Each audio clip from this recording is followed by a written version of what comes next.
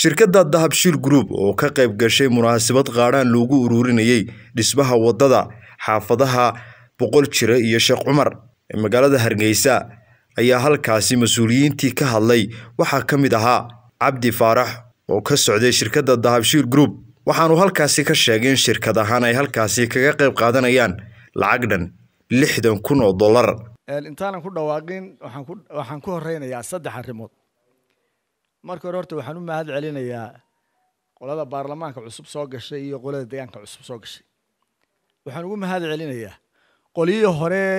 inoo joogi jiray ma oran jireen wax walba anaga ka mas'uula anaga daba galayna anaga mas'uuliyadii tahay maanu maqal jirin aad iyo aad ugu mahadsantiin horta in mas'uuliyadii dadka aad dareenteen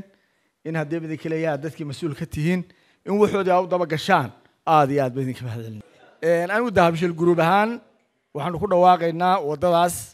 waligeed waa ka qayb qaadan jirnay Dahabshiil Group wadooyinka anagu waxaan bixinaynaa 60,000 haddii aan la idmo 60,000 bixinayna Ridwan Salvan Arab Television كعالمي الصهن هرقيساء مباراة المنتخب الإسباني